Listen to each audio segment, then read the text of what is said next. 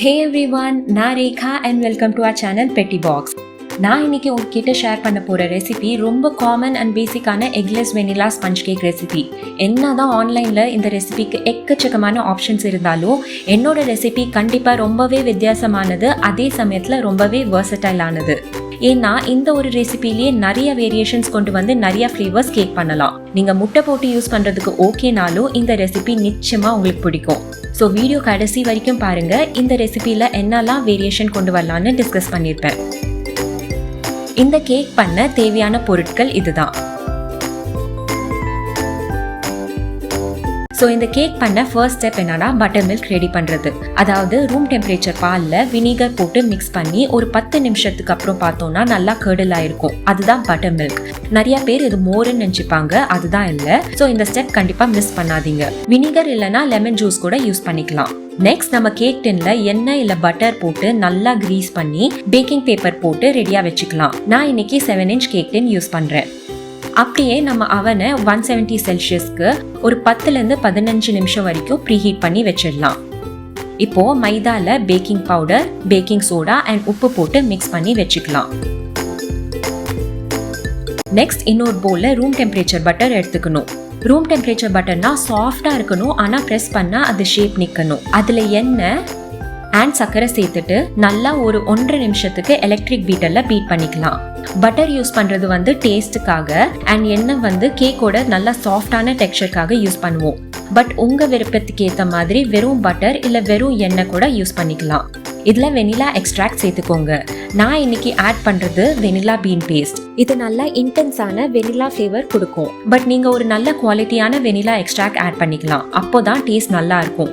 இப்போ இதுல நம்ம Milkmaid or condensed milk add பண்ணிக்கலாம். அண்ட் நல்லா பேல் அண்ட் ஃப்ளஃபி ஆகுற வரைக்கும் பீட் பண்ணிக்கணும். ஹேண்ட் பீட்டர் கூட யூஸ் பண்ணலாம், ஆனா ஒரு 2 நிமிஷம் வரைக்கும் நல்லா பீட் பண்ணிக்கோங்க. அது முடிச்சுட்டு நெக்ஸ்ட் நம்ம மைதா மிக்ஸ் பண்ணி வச்சிருந்தோம்ல, அது சீவ் பண்ணிக்கணும். இதை நான் 2 பேட்சா சீவ் பண்ண போறேன். அப்பதான் கட்டி இல்லாம நம்ம மிக்ஸ் பண்ண முடியும். நம்ம மைதா ஆட் பண்ணிட்டாலே பீட்டர் யூஸ் பண்ணக்கூடாது, இல்லாட்டினா கேக் ரொம்ப டென்ஸா வரும். ஸோ இந்த மாதிரி ஸ்பேச்சுலா வச்சு கட் அண்ட் ஃபோல்ட் மெத்தட்ல மிக்ஸ் பண்ணணும். நெக்ஸ்ட் நம்ம ப்ரிப்பேர் பண்ணி வச்சிருந்த பட்டர் மில்கை ஆட் பண்ணி மிக்ஸ் பண்ணிக்கலாம். அப்புறம் கடைசியா மீதி இருக்கிற மைதாவை சீவ் பண்ணி மிக்ஸ் பண்ணி வச்சுக்கலாம்.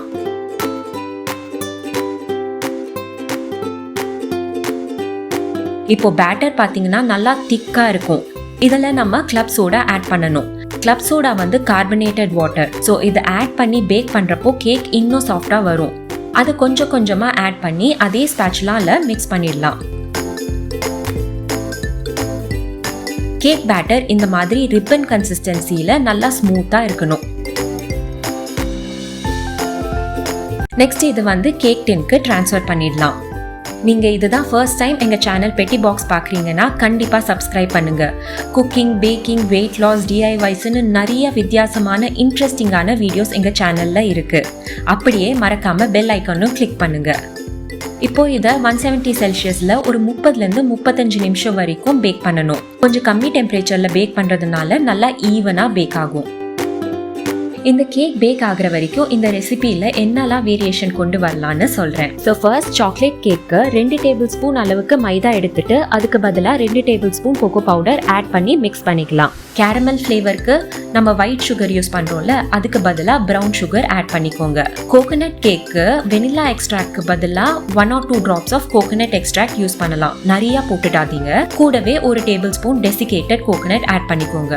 ஆரஞ்சு கேக்கு வெட் இன்கிரீடியன்ஸோட 2 ஆரஞ்சோட ஜெஸ்ட், அதாவது ஆரஞ்சோட தோல் கிரேட் பண்ணிக்கோங்க. And 1 tablespoon orange juice add பண்ணிக்கோங்க. அதே மாதிரி லெமன் கேக்கு வெட் இன்கிரீடியன்ஸோட ஒரு 3 எலுமிச்சம்பழம் ஜெஸ்ட் எடுத்துக்கோங்க. அண்ட் 1 டேபிள் ஸ்பூன் அளவுக்கு லெமன் ஜூஸ் ஆட் பண்ணிக்கோங்க. வேணும்னா 1 or 2 drops of lemon extract கூட ஆட் பண்ணிக்கலாம். நிறைய ஆட் பண்ணிடாதீங்க. காஃபி ஃபிளேவருக்கு இந்த ரெசிபியில இருக்கிற பாலை லைட்டா சூடு பண்ணி அதுல 1 டேபிள் ஸ்பூன் அளவுக்கு இன்ஸ்டன்ட் காஃபி பவுடர் ஆட் பண்ணிக்கோங்க. அது கம்ப்ளீட்லி ஆறுனதுக்கு அப்புறம் அதுல வினிகர் போட்டு பட்டர் மில்க் பண்ணிக்கோங்க. அதே மாதிரி சாய் கேக்கு இந்த ரெசிபில இருக்கிற பாலை லைட்டா சூடு பண்ணி அதுல 2 tea bag or 2 teaspoon tea leaves போட்டு ட்ரெயின் பண்ணிக்கோங்க. அந்த பால் ஆறுனதுக்கு அப்புறம் வினிகர் போட்டு பட்டர் மில்க் பண்ணிக்கலாம். மசாலா சாய் வேணும்னா இதுல பட்டை, இஞ்சி, ஏலக்காய் பவுடர் சேர்த்துக்கலாம். பெரி ஃப்ளேவர் கேக்கு ஃப்ரோசன் இல்ல fresh blueberry, strawberry or pineapple bits வந்து கேக் பேட்டரோட ஆட் பண்ணிக்கலாம். ஒரு 35 நிமிஷத்துல என்னோட கேக் வெளியே எடுத்தேன். எவ்வளோ அழகா உப்பி ஃப்ளஃபியா வந்திருக்கு பாருங்க. ஒரு டூத் பிக் இல்ல ஸ்கியூவர் சென்டர்ல போட்டு செக் பண்ணிக்கோங்க. அது கிளீனா வந்தா கேக் பேக் ஆயிடுச்சுன்னு அர்த்தம். கொஞ்ச நேரம் டின்லே கூல் ஆனதுக்கு அப்புறம் அதை ஒரு கூலிங் ரேக்கு டிரான்ஸ்ஃபர் பண்ணி வச்சுக்கலாம். அட்லீஸ்ட் 2 இல்ல 3 மணி நேரம் ஆச்சு கூல் ஆனதுக்கு அப்புறம் தான் கட் பண்ணணும். நான் நிறைய ரெசிபி ட்ரை பண்ணதுல இதுதான் என்னோட ஃபேவரட் ஒன். இது ஒரு டீ கேக்காவும் யூஸ் பண்ணிக்கலாம் ஆர் ஃப்ராஸ்டட் கேக்கும் யூஸ் பண்ணிக்கலாம். இங்க பாருங்க எவ்வளோ சாஃப்டா இருக்குன்னு. ஸோ நீங்களும் ட்ரை பண்ணி பார்த்துட்டு உங்களோட ஃபீட்பேக் கீழே கமெண்ட் செக்ஷன்ல சொல்லுங்க. உங்களுக்கு என் வீடியோ பிடிச்சிருந்தா லைக், ஷேர் அண்ட் சப்ஸ்கிரைப் பண்ணுங்க. இந்த ரெசிபி வச்சு நெக்ஸ்ட் வீக் ஒரு சூப்பரான ஜார் டெசர்ட் பண்ண போறேன். So until then, take care and bye.